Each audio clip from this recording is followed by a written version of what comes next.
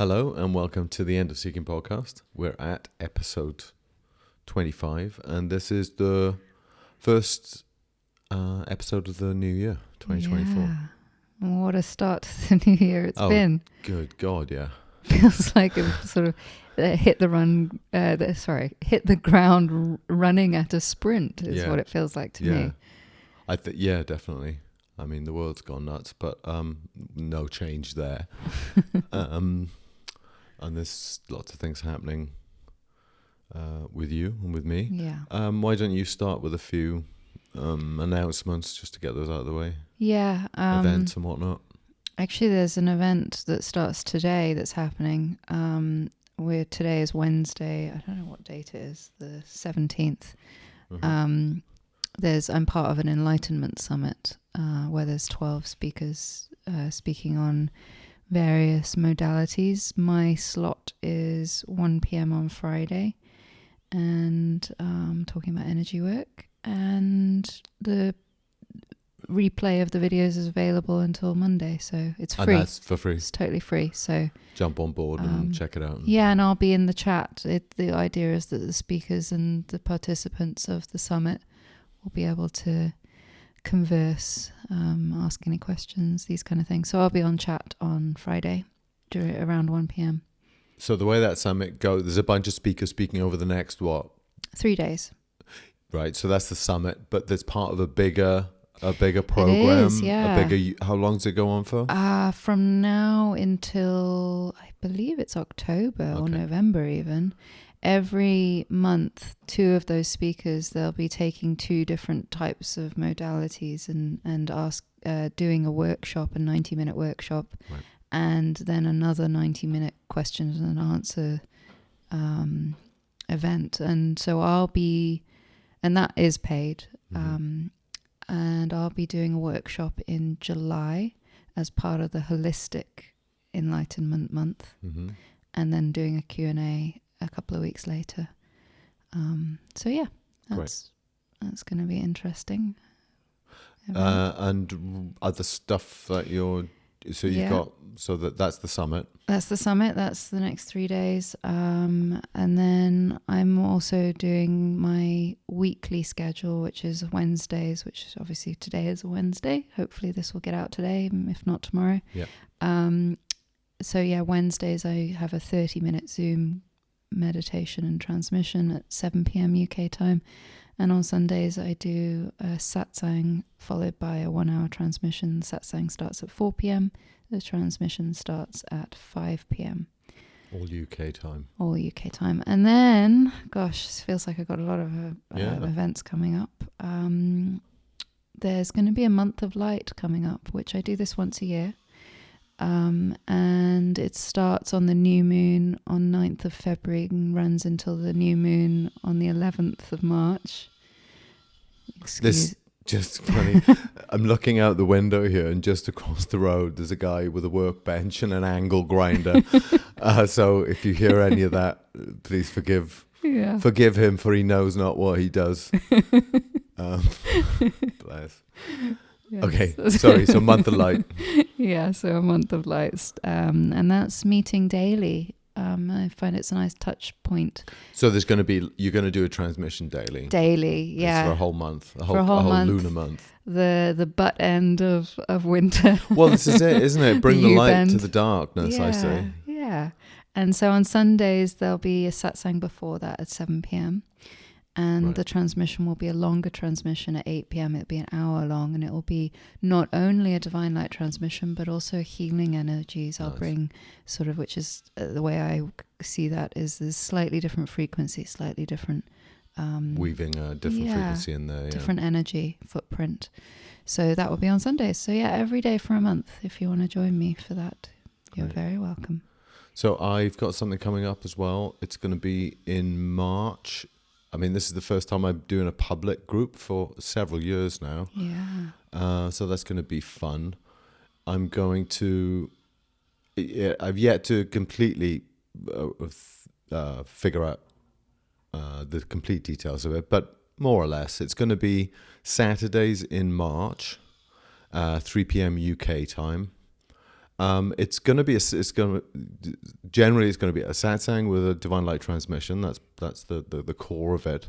But each week I'm going to be doing, I'm going to be weaving in a bit of a theme on spiritual foundations. So things like each week I'll pick something like meditation, self-inquiry, prayer, thusness, transmission, and each week it's going to be a satsang, but so there'll be Q&A and discussion. There'll be an opportunity. It'll be try to keep it experiential, so people can really, I'll probably do a guided meditation at least most weeks, so people will settle into their own nature, and then we can, explore the awakening path and our true nature through these sort of foundational lenses. So that's the idea. So there'll be, I'll put details on my website, and I'll mention it when that's completely secure in the calendar. But Saturdays in March, save the date. Yeah, and we've been having lots of discussions about it, and I'm very excited to see what comes of this, actually. Yeah, it's been ages since I've actually gone public. But life, it's funny how it goes. I mean, I've been sort of in a sense in a condition of withdrawal for several years. Yeah. I mean, I've been doing, one-on-one sessions here and there, but really the energy went very much withdrawn, and I've been exploring true nature, my nature, through a lot of writing. Contemplative writing became something that was really important, but now I feel life is going, nope, get out, go, kicking you out of the nest. Yeah. It's funny, it's like, you're right, that bit's done. Yeah. I get the image of the hermit opening the door of his hermitage and going, there's a world out there. Blinking into the light, going, what's out here? So that's where I'm going. So anyway, I'll let you know more about that as watch this space. Watch this space. But, okay. Yeah. We don't have a plan today, particularly. Do we ever? We do sometimes. We do sometimes, yeah. There's two things I could think of that we could touch on. One of them we talked about doing, which you had brought up, and someone else had confirmed it and going, yeah, I'd like to see that, which we talk a little bit about silence. Yep. I think the last podcast we sort of vaguely promised it. So right. Yeah, there's that. And another thing we just touched on this morning was bliss, which we kind of ran off on a opened that up in conversation between us. So that's got some juice. So yeah. What's your feeling? Choices. They're both intimately related. That was literally what I was about to say, actually. It's like, actually, you pull on the thread of either of those, and I feel you get to the other one. And my sense is to go with silence to start with. Well, it's funny, yeah. We were talking about doing silence as a theme the other day, and the thought that came to me was the experience of silence is bliss. Yeah, exactly. And that's such a we can talk about this from a really experiential point of view. Because for most people, if you said that to most people, they would be like, "What? What are you on about? Silence is not bliss. Silence for me is awkward. Silence." A lot of people have a very difficult relationship with silence. Actually, what was that quote? I can't remember who it was. A great philosopher says, that all the problems of the world come down to the fact that most people can't sit quietly in a room on their own in silence. And I see that again and again. And it's funny because, obviously I have a lot of exposure to meditators who purposefully culture and cultivate their relationship with silence and meditation. And so I get exposed to a lot of people who are by most measures quite comfortable with silence, let's say, and yet still they struggle with silence. But we talked about this. I think we know people. I know people. Everyone knows people. And maybe you're one of those people who, oh my God, God forbid I should have to sit in silence. So people stay busy a lot.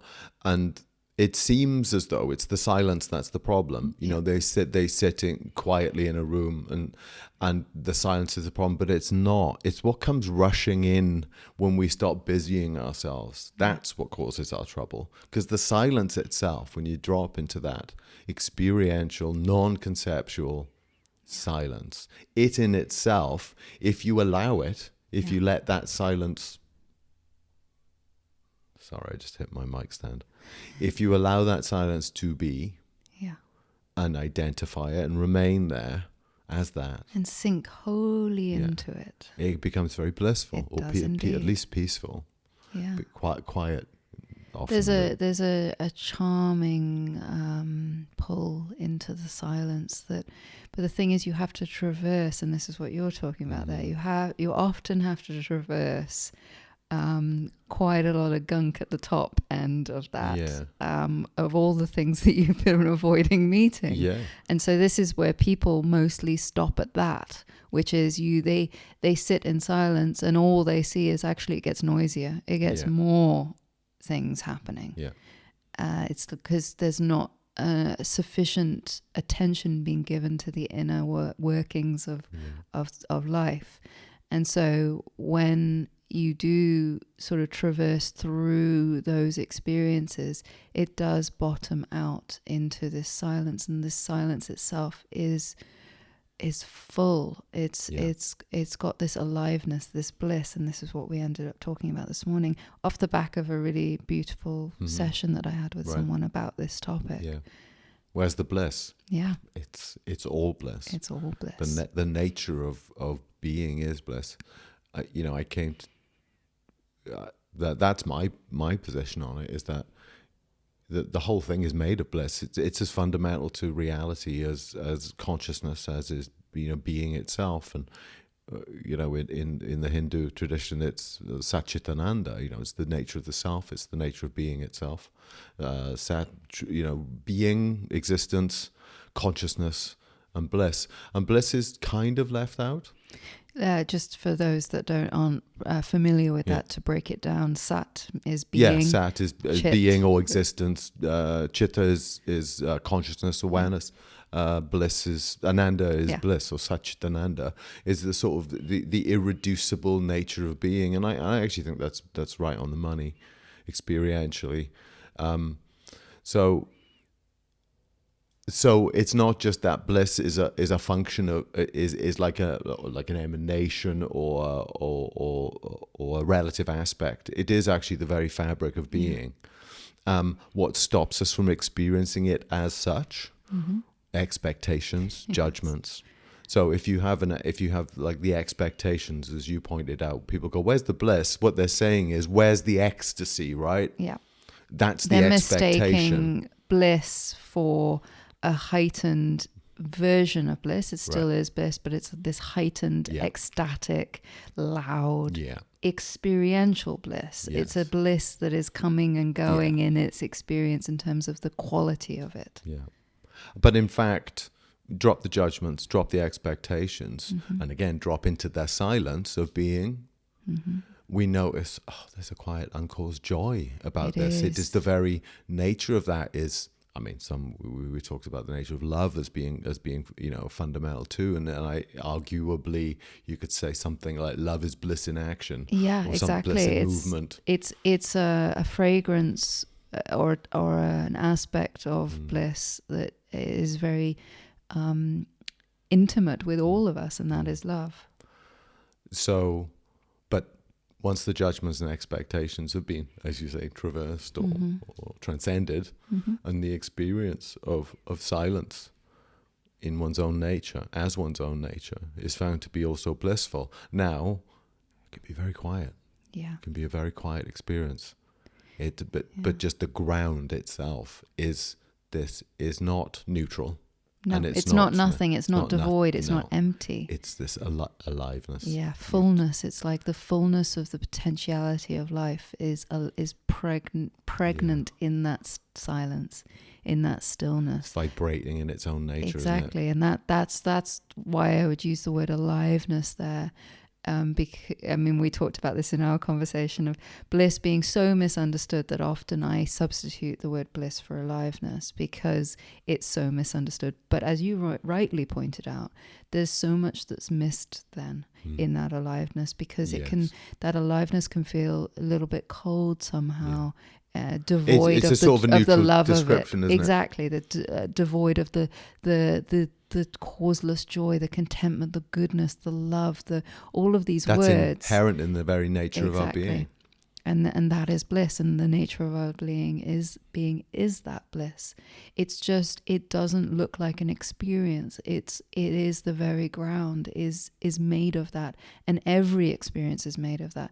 The conversation I was having in that session earlier today was, coming, it came up in conversation, this idea of pain, and I think, I'm not sure if it's come up in the podcast before, but certainly you and I have talked at length about this, and I've talked in my satsangs a lot about this, of where pain, to me is the lack of sinking into the experience. The pain is the surface level experience, and as you sink into it, that pain starts to transmute and transform, and actually does bottom out in bliss. And it's about we have talked about this before. It's about stepping out of the descriptions of the experience we're having and into the experience itself. Yeah.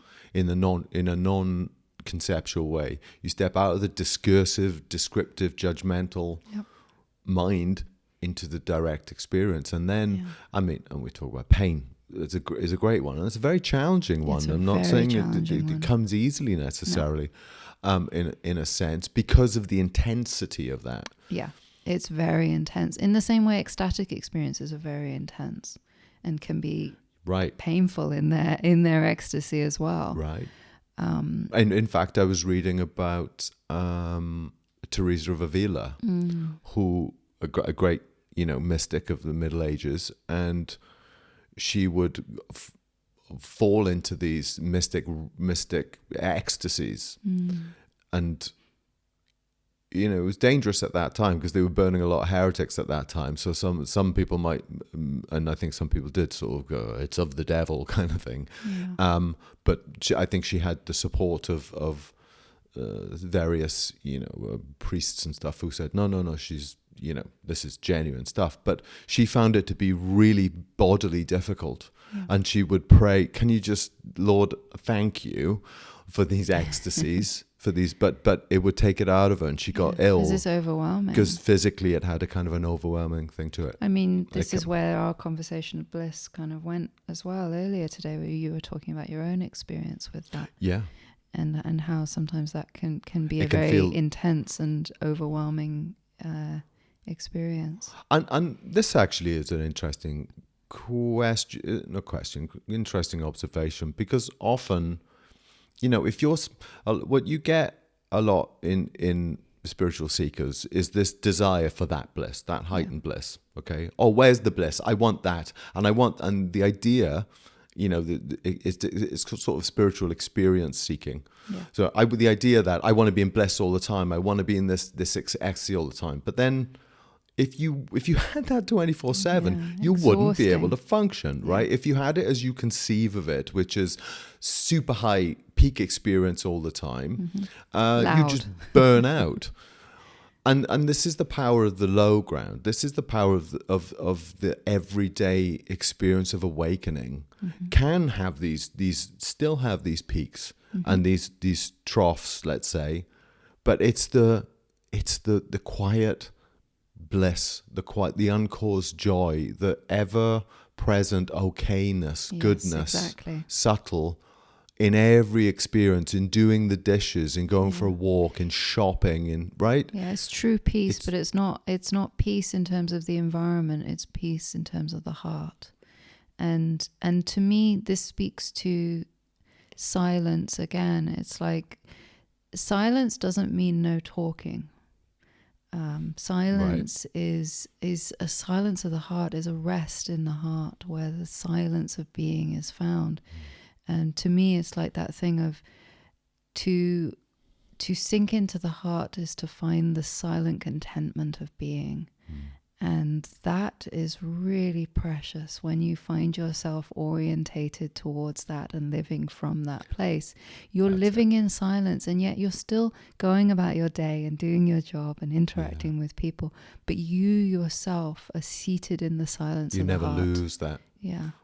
Yeah, that's and beautiful. So silence is not about not talking or not listening to music or not having a conversation with a good friend. It's not, silence is not on that level to me. That is a very superficial version of silence. It's of silence. Really. Right. Sorry. It's a kind of a gateway, isn't it? So if you're, as most are, lost in the discursive mind, that's it. That's all we know. We don't have access to that side. We don't recognize that silence as ubiquitous. We don't recognize that silence is the very ground of our being.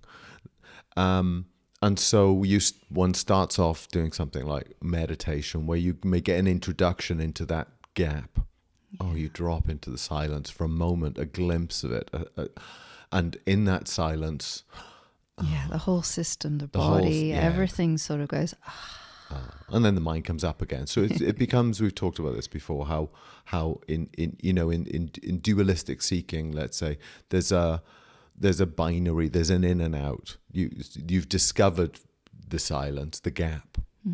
But then, and that could become a form of meditation, where you go to that, where you learn to culture that, where you settle into that. But it's still binary of either I'm there or I'm not. Exactly. But after a while, and this is the abiding nature, you recognize, that ground, that silence, that blissful, boundless being is always available, and all the thoughts the depths of who I am. And I remember we talked years ago, I think it kind of blew your mind in the same way as it blew my mind. We talked about the nature of no mind. And it was, you can have no mind and you can still have thoughts. Yeah, I really struggled with that post-awakening, actually. So there was a time where immediately after that shift of awareness, that shift of consciousness that recognized who and what I am, everything was very quiet for a couple of months. And then suddenly thoughts came back with a vengeance, and I was like, what the hell's going on? Like, really freaked me out. Like, really. Because you had expectations. Yeah, I thought I'd lost something that I had. Like, and it really did. I remember there was a couple of days there where it really shook me, and I really felt unsteady on my feet, because I was like, whoa, what's going on here? That's not what was supposed to happen. And I because I'd had what you were speaking of there, like this concept, this idea that it was synonymous. No thoughts and no mind were synonymous. Yes. And then suddenly there was thoughts, but I didn't recognize that there was still no mind. It was just that there was thoughts there. Yeah. It's like a layer. It's like a higher version of it, because right, as a spiritual practitioner, as a spiritual seeker, where the abidance hasn't arrived yet, you are in and out, and really no mind does mean no thoughts. Yeah. And so it's meditation, it's something like that, or self-inquiry, or something that allows you to mirror back, drop into your own quiet heart. But as we say, it's an in and out thing. But once that's abidance, that no mindness, that quiet, that silence is the very ground, and it can fill up, and it's always going to be empty. There can be and content, silent. All the content, all the sensations, all the feelings and thoughts, all that stuff, all held within the deeper context and container of the silence of being, the self. Yeah. Yeah, that really freaked me out. I remember. I mean, we're going so back quite a number of years now. How did it resolve itself? I think it was a conversation you and I had, and it was also a conversation I had with a teacher at the time, and that reassured me and pointed out that actually, no, there was still no mind. It's just that there were thoughts there as well. And that resolved that. Yeah, because you went, of course. That minor freak out, yes. Yeah, I mean, honestly, waking up is it takes a while to get used to it.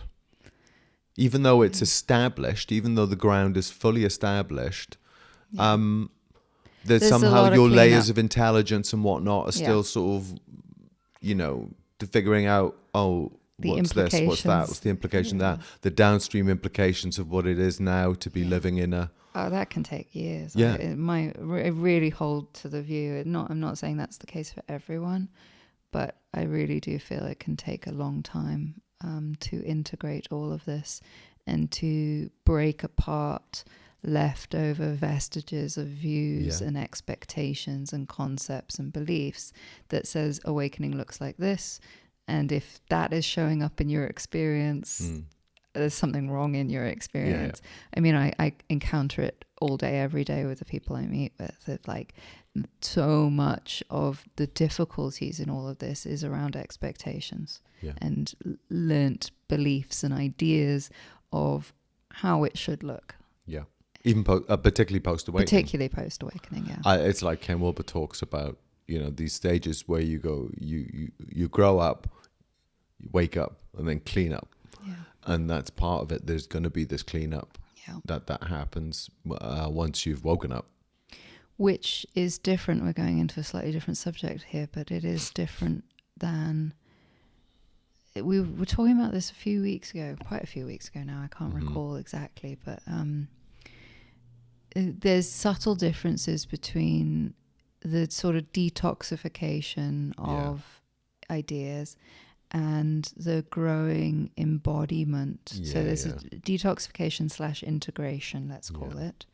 And then there's a growing embodiment that happens as well. Yeah. And they are very much linked and sometimes hard to distinguish, and you don't need to distinguish. But there is this growing embodiment, and to me it's like, and I know I've used this word, and it's maybe not technically the right word, but I use it in a very particular way, and that is self-actualization. Right. And I know psychologically speaking there's an idea of self-actualization, and I don't mean it in those terms. I just mean it in like to actualize the full potential of this expression of consciousness. And I mean that in the human sense of, in this body, in this way, that full expression grows and develops and blooms. I was going to say it's like a blossoming of potentials. Exactly. So there's I would say at least two movements, as you were just saying. The one is that like a kind of a cleanup of maybe shadows and conditionings and traumas, those kind of embodiments that need to be sort of purified out of the system. Exactly. Yeah. Purification. And then process. there's this another one which is a sort of a refinement and as a blossoming of potentials. Yeah, exactly. And like and I said, they might not. They might not be a distinct line between the two of those, and they work hand in hand together, and they're simultaneous in their development, let's say. And also it can be somewhat pre-awakening. There's a description of somewhat of that happening anyway. But it takes on a new form post-awakening because the ground has been discovered. And so therefore, in that ground, the ability to meet is now... The ego's not pushing against it in the same way. Exactly. It's not working against all of that. Yeah. It's because the ego is that protection mechanism, those coping mechanisms by which... safety is found in the system. But when that deeper ground opens up, there's where the new safety is seated. Right. And it's not a human type safety, yet it includes the human safety, but it's a deeper kind of safety. It's a deeper sort of stability or sense of groundedness in being. The groundless ground, isn't it? Exactly. And that's the thing, that the ground is not... I think I tweeted once about modern science as it relates to, or as it kind of parallels, spiritual insight, in that as science has gone searching for more and more deeper and deeper fundamental bedrock, the fundamental building blocks of reality, the further and the deeper it's gone, the less corporeal, the less material it's become. And so at the bottom of it, it's just a field of emptiness, a field of like a fluctuating emptiness. And that's the inner experience. And so, trying to, the ego takes its security, such as it is, from stable phenomena, seemingly, but no phenomena is stable. So it'll always be vulnerable. Yeah, which is why it makes so much of an effort to try and shore up its boundaries, because it feels its inherent vulnerability and lack of stability. It's poor foundation, basically. And so the irony is that the true ground is found to be groundlessness. Yes, that free fall. It's that sense of free fall, and yet in that free fall there is a continuity. There is a sense of groundless ground. This deep sense of unendingness. Yeah, ever falling into the mystery. Yeah, rather beautiful, really. Yes, but jumping into jumping into that free fall. Yeah, is challenging for if there's any leftover vestiges of the ego. Absolutely. And they'll get cleaned up. That's the thing. But it's then they'll get mopped up after as a function of consciousness itself, not as a function of individual striving. Although I guess it can look like that sometimes. It plays out through the individual doing the work. But there's a deeper witness to that. Exactly. And that's what's known with awakening. It's the recognition, the conscious aha of the recognition of that deeper witness, for want of a better word. Yeah. So silence is juicy. Silence is juicy, and silence is the ground. And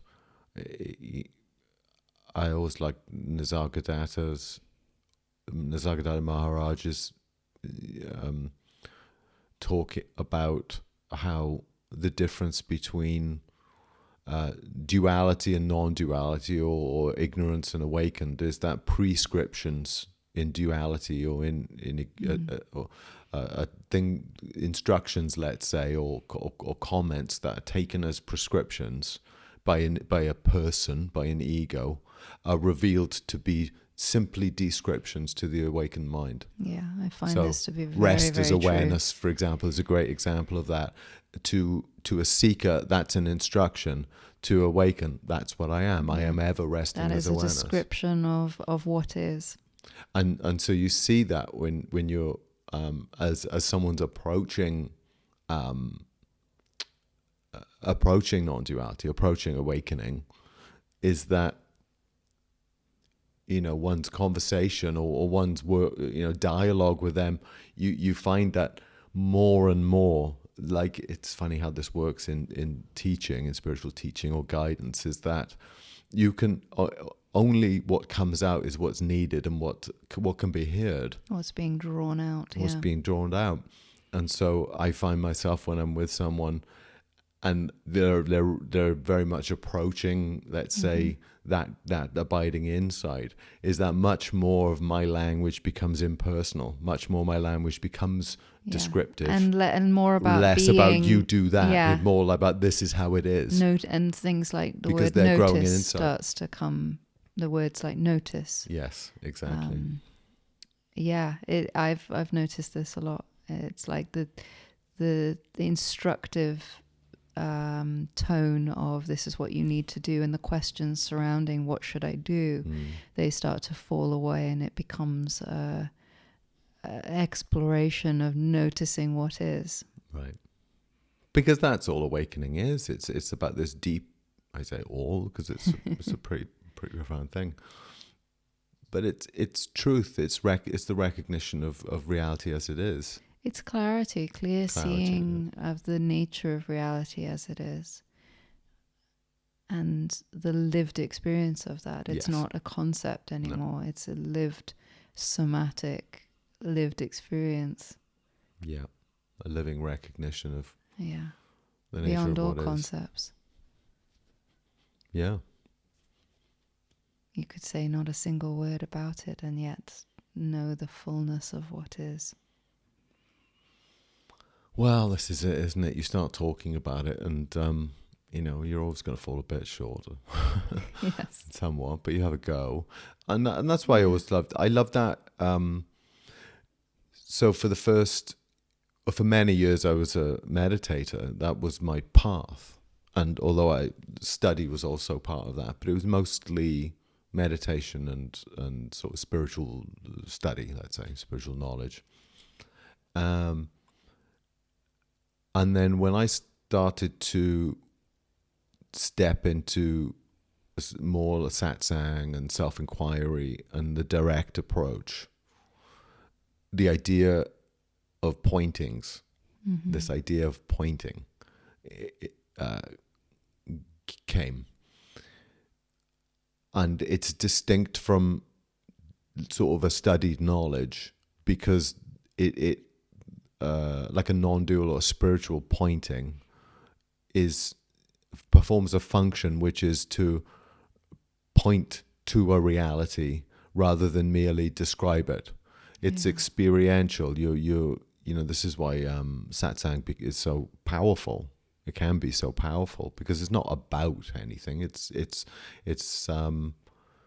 intended to mirror the questioner back to their own lived experience. Yeah, it becomes breadcrumbs. What's the source of that question? What's the source? Who's the one who asks the question? Yeah. And so pointings become very important, and so pointing is not so much a description or analysis as a method. Yeah. To return the practitioner back to the recognition and the attention on their own. This is why to nature. Me, everything that I say or any other teacher says or any other teaching should always be used as a jumping off point to take a look at your own experience of what they speak of from your own experience. And actually it reminds me of, we had this conversation, I don't know, the days merge into one another. But within the last week, we've had this discussion about lectio. Oh, lectio divina. Yeah. Yeah. And you'd probably be better at describing the technical description of that. But this idea of using spiritual texts to really sink into them, to not try and read them for their knowledge, but actually for what they're pulling you into. Yeah. And I know that's something that's very present in your daily life. Funny enough, I was using what in the Christian tradition, mystic Christian tradition, or the contemplative Christian tradition is lectio. I don't know if I'm pronouncing it properly. Lectio divina or divina means something like sacred reading. Right, and you're right on the money. It's in itself a method. It's part of a whole. I think there's a 4-stage thing that the contemplative Christians would use. You know, reading a scripture or a text or something on different levels, and that was one of them. Or maybe it's that one contains 4 different modes. But I was sort of doing this generally because for a long time, and maybe a lot of people can identify with this. So if you're engaged on the spiritual path, if that, and you are reading, different spiritual texts or the commentaries of spiritual teachers or whatever it is, and you might be reading or even great literature, actually. Yeah, poetry particularly exactly. is really beautiful for that. Right. And so you sit there and you're reading, and you'll hit, like, you'd be reading, going along, and you're open about it. You've got a kind of open contemplative mood about you. You're feeling the words more than thinking about them and trying to understand them and analyze them. You're feeling them. Yes, exactly. And then what I was finding was that I'll get to something, one line, and boom, and it will take me, and I'll feel like an elevation of my sense of being or something, and it would it would pull me out of the reading and into this blissful silence. And that had a gravity, and so the reading was just a jumping off point, and I would just read innocently, and then sooner or later something would touch me, and I would go into a sort of a spiritual sort of contemplative reverie. And I think most people resist that, and Right. they think, "Oh no, I got to get back to the book." Yeah, But and actually, no, that's what the book's for. Yes, exactly. And it's funny, you know, we mentioned this because actually I've got a book that I'm hoping to publish myself, and it's of poetry that is with that in mind. Right. Is with, like, if someone only reads a couple of words and it's they feel the transmission of that's pulling them into the depths of their being. That's the whole point of the book for me. Yeah, you put it down at that point if you want, you know, but you use the text as a jumping off point for your own contemplative introspection, Revelry. meditation, reverie mood. Yeah. That just allow it to do it. Yeah. Don't worry about it. To allow yourself to fall in love with yourself and the love with the silence and the bliss of being through the words. And also, you know, great insight can come from that as well. Yeah. And that's the other aspect of that. You can fall into that reverie of silence, drop into the, you know, the experience of, you know, consciousness, bliss, being. But then, you know, ideas can emerge from that. New wisdom, new that. thoughts, new insight Yeah. can actually manifest as well from that. So it's this beautiful mechanism. Yes. Yeah, it's the difference between, you know, I see sometimes people trying to strive to gain wisdom and clarity. Yes. And actually my recommendation to people is always drop into the silence, let wisdom drop into the silence. Let wisdom come upon you through the mist. Let it be drawn up into you from the depths and into the clarity, the light of awareness. This, to me, is where true wisdom comes from, is an inner to the outer rather than the other way around, trying to find it in the outer and trying to draw it into the inner. Analyze it and conclude. Yeah. And so rest in being, rest in the silence of the heart, and this is where I think true wisdom will be discovered.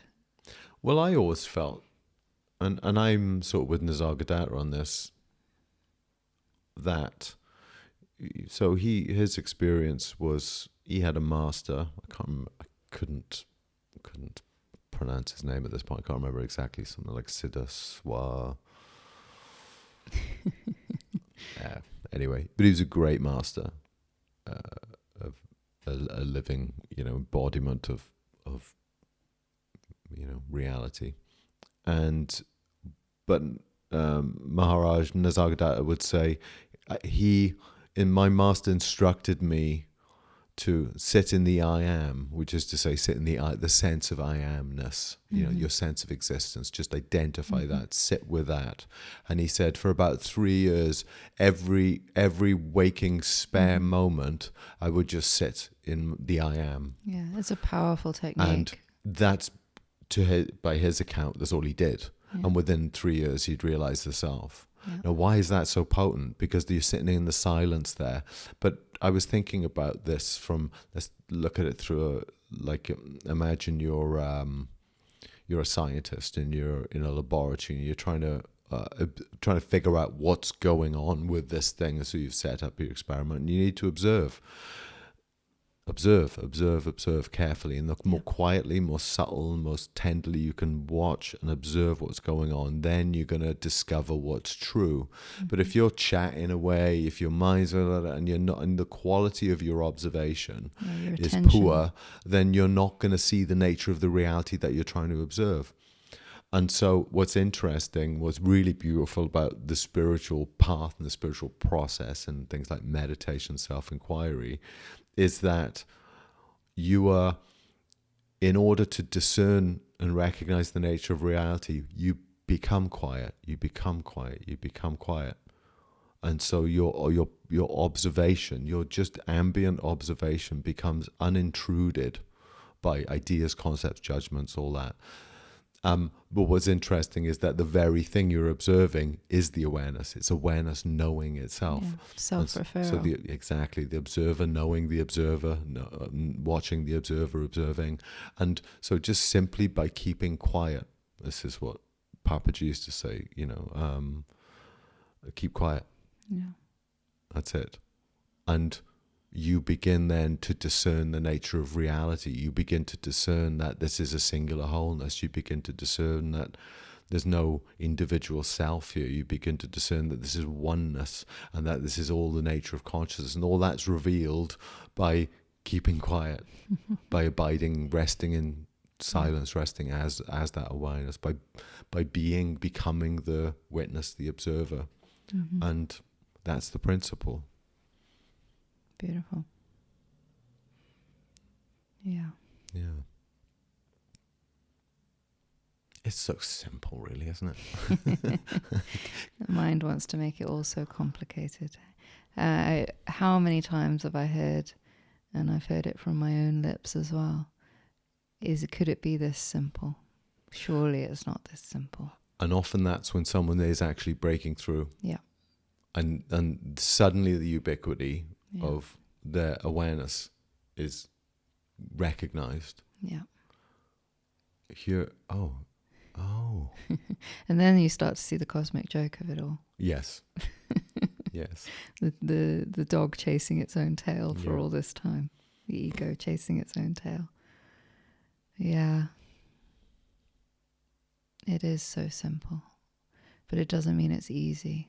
It's very, very simple, but it's so hard because of all the impressions and concepts and ideas and conditioned views that occlude us from seeing the simplicity of it all. And something that's really become much more evident to me, and I'm sure it's been evident to you for a long time, is the somatic nature of this. Yeah. That, like, it's all very well and good to be a sort of a non-dualist and say, hey, just drop this thought, drop that thought, drop that. It's all very well and good to be that dismissive, and I know some are. But the fact is, these thoughts, these occluding thoughts, these concepts, or in Buddhism we call them those false notions, are embodied. Yeah. You know, they're felt realities, and so it is correct to see through the thoughts. Yes. But you have to contend with the energetic correlate of that in the body, and dissolving that what does that concept, believed and held deeply and conditioned, it's felt in the body. So even if you're not thinking that thought in particular at a particular time, the impression is in the body. Yeah, and this is why people who have very clear insight in the thoughts get very frustrated because they're still having the same reactivity, even though they don't believe the thought, even though they see through the thought. I've come across time and time again, and again in my own experience I've seen this as well, whereby there is clear insight, there's clear understanding, clear intellectual knowledge, there's clear insight, real true insight into the nature of that thought, and that it's not real, it's not true. Yet, because there hasn't yet been a full submersion into the somatic experience of that, the energetic, felt, lived reality of that thought, it's like it's on the surface level, it's uprooted, but it hasn't been uprooted from the depths. And so this is why I'm constantly encouraging people to not only address things on the thought level. It's not to reject the thought level, but it's to use the thought level as the mode of transport, let's say, to the deeper somatic, embodied, energetic, felt experience. You know, there's so many dimensions of experiencing that we can encounter, and to try and solve it just on the thought level is actually forgetting that so much of our experience is not just thought-based. Yeah, we're energetic beings, and there's a felt sense that needs to be acknowledged, recognized, integrated. Met.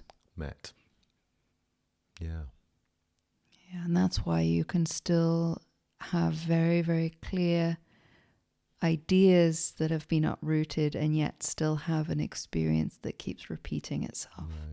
And you can even have an empty mind, so to speak, a quiet, no thoughts, and still have an experience that, should you use a thought to describe it, it's still the experience that you know is not.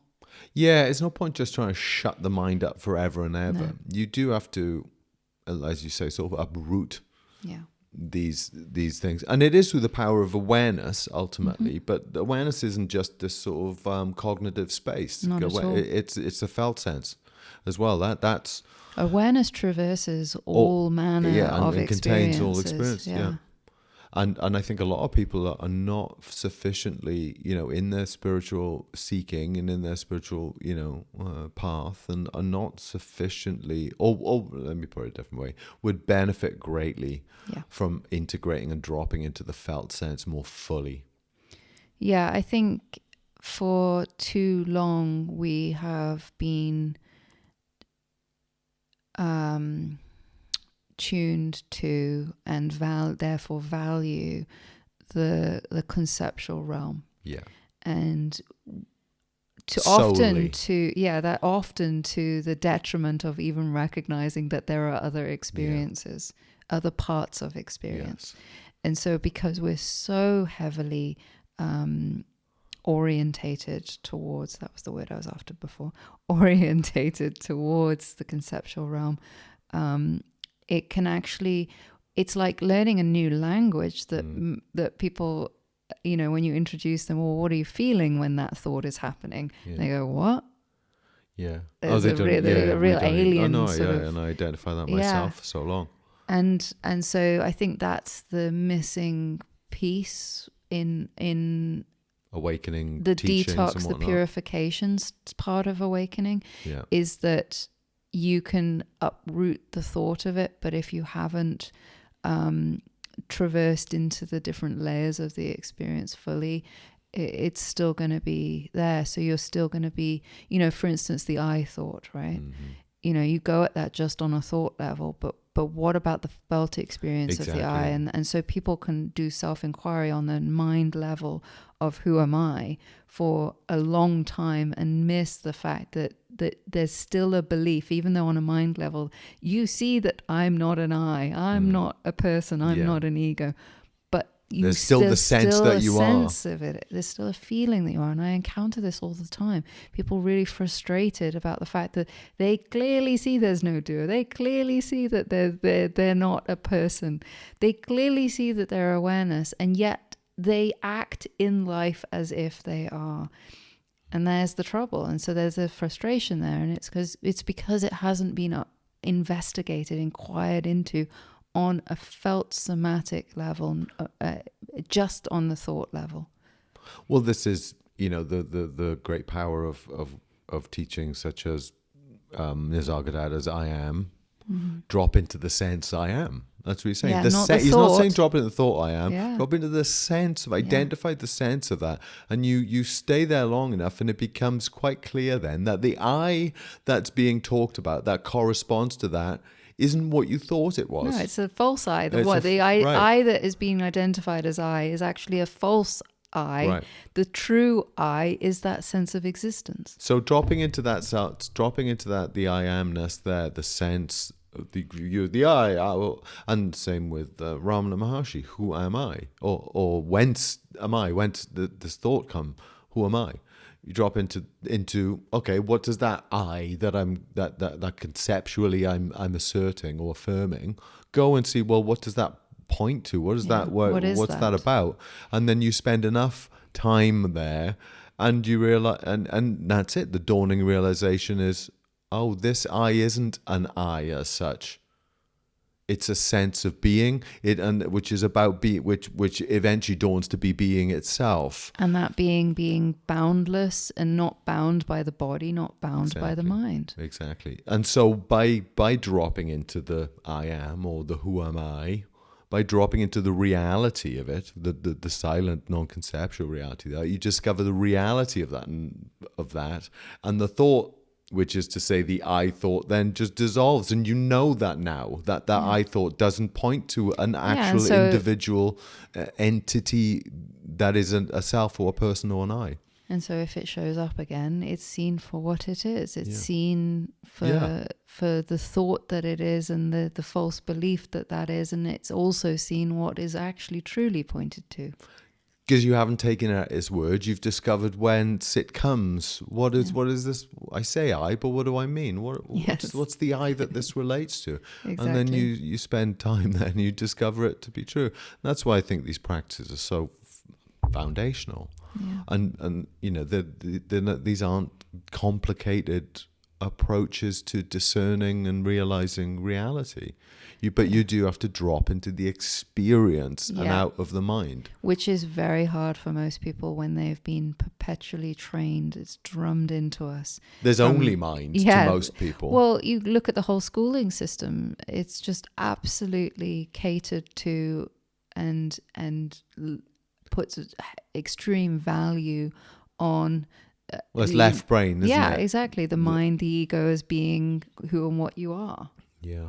It's what do they say? Particle thinking, not wave thinking. You know, because the science would say, you know, on a quantum level, reality is a wave function, and then at the point of observation, it becomes a particle. But it's not really a particle. It's still a functional wave. But the wave, in a sense, represents the sort of the wholeness, the boundless, connected, open oneness of it all. And then the particle is this discrete part of it. But you look close enough at the discrete part of it, and you realize, oh, it's just indistinguishable from the boundless wave function. Yeah. All of this from the subject of silence. Well, you know, it's the alpha and the omega. You know, you drop the silence is the first prescription, and the final realization. Yeah, it is. I love that. That's a really, there you go. That's a good tweet. Yeah. So true. So true. So true. The first point of stepping into this arena. I truly believe that true spirituality begins at that first glimpse of silence, and the way I think of it is the gap. Yeah, whether you conceptually understand it as silence or not, but it's that glimpse, it's that first parting of the clouds, the first recognition of, oh, there's a sky beyond all these clouds, all these thoughts. It changes everything forever. It does. Because that can only, everything else then becomes, even though you might get completely lost in phenomena again, your embodied intelligence, your own consciousness knows now. Yeah, the taste this of that. is this, because it's bliss. Yeah. It is bliss. You know, that moment of gap. It's those peace, people it's bliss. It's have had these spiritual mystical experiences, and they put a lot of weight on the experience itself rather than what was being pointed to in the experience, and that's why they felt this sense of calmness, this sense of peace, this sense of a love of life, this sense of oneness with life. All of these things were fragrances or effects of recognizing the self. But it's, as you say, there it's misappropriated. So, you know, people have non-conceptual experiences all the time. You listening to music, for one, is a great thing. You know, you're not thinking, oh, that's a great bit. Oh, I like that note. Oh, this. When we listen to music, good music that takes us, that carries us, the mind goes quiet, and we're carried on this blissful sort of ride. Or if we're in nature, if we're in nature, stunning. Suddenly you're struck dumb, and you're looking at this masterpiece in the sky, and not thinking. But the trouble, and certainly flow experiences are like this. But as it's conceived of, this is my thought of it, and we might have spoken about this before. This is where these ideas of flow, as it's commonly understood, is misguided, because the experience of flow is spontaneous, like this sort of intersection between intention and surrender. It's, you lose your self-consciousness, and it becomes high functioning and very enjoyable and very blissful. So the experience of flow, whether you're a rock climber or whether you're a guitarist or whatever it is, you lose the personal self. Right.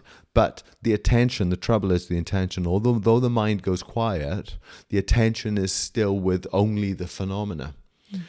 And what the important thing is in the difference between sort of the experience of that flow and what we're talking about is dropping into no mind is the acknowledgement and the awareness of awareness. Yeah, the spotlight turns on rather from the object, it turns to the subject. Yeah. And so, in a sense, flow is a good signpost, but it's a missed opportunity because it doesn't effectively turn the mind back in on itself. And that's the same with, I would say, with psychedelic experiences. Right. Attention is again on the object, the fantastical experiences that maybe open up the mind to a different reality. And it can be boundary breaking, to be fair.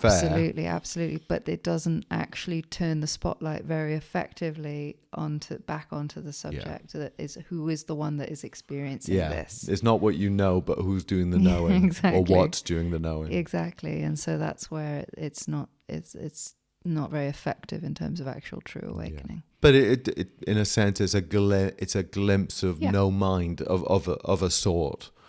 So it's a move in the right direction. But yeah, I mean, I'm not a massive advocate for it just because of the pitfalls of things like psychoactive drugs. I wouldn't recommend it necessarily. No, it can be really detrimental for the system. But it can provide a real genuine glimpse as well. It can, no doubt. And this is very much, these things are part of a shamanic tradition, but to be honest, most people in the West, I don't know. It's a bit like meditation, though, when I see it. And, when meditation and spiritual practice gets, let's say, secularized, it loses its value. And commercialized as well. And commercialized, exactly. That's the next step. But, it loses its value and it loses its core intention. And I would argue it loses its power because, connected to its origins in these mystical experiences, and that become then spiritual, this foundational spiritual practices and traditions and stuff around the nature of reality itself, the truth. That's its orientation. That's its function. The function of these practices, let's say, or approaches. When you take them into the secular field, it's about you'll be more intelligent, or you'll be more creative, or you'll be more, peaceful in some, or successful. And, these are all very nice and everything, but this isn't. Yeah, you'll sleep better. It's not, yes, you'll sleep better. Well, there's that great stories, and I might as well repeat it. That when Maharishi Mahesh Yogi came over to the West, I think he came to Britain for a while. So I don't know if it was Britain or America. Anyway, he came over and did a few talks about his practice of he called it transcendental deep meditation at the time, simple 20 minutes twice a day, simple practice.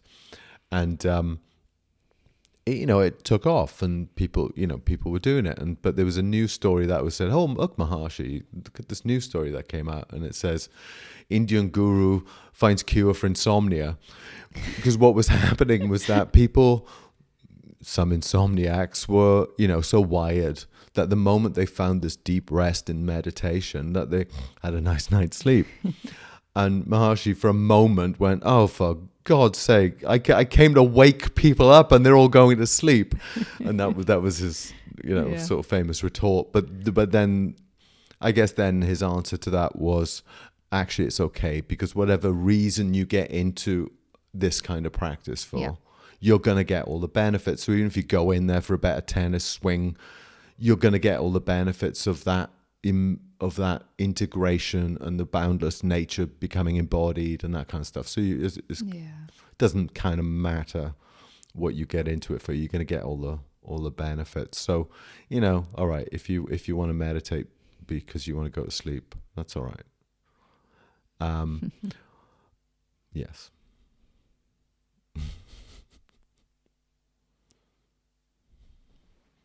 Shall we leave it there for today? I think so. It feels like we've covered a lot of ground today. We have. We generally do, though, I think. Yeah. Bounce around. But I'm glad we touched on silence. Yeah. Considerably. And bliss. Because, it's and bliss, which are indistinguishable. Yeah. So, yeah. I think there's one thing I want to say, which is when you learn to fall in love with the silence, not as a goal or like I'm going to get something out of this, that transactional thing, but actually just allowing yourself to sink wholly into it and really savor this moment, not be looking for the next or whys or whats or all of that. This is where you start to taste the bliss of silence. Yeah. It's not to get anywhere or to attain or achieve anything. No, it's not. And so much of meditation can start out like that. Yeah. And to me, I want to say to someone, go deeper. Yeah. Go Drop deeper. Go deeper. Leave these concepts and these ideas of what you're going to attain. Leave even the idea of enlightenment and awakening. Leave all of this behind and sink wholly into the silence of being. And it is there that you will discover the joy of that, the bliss of that.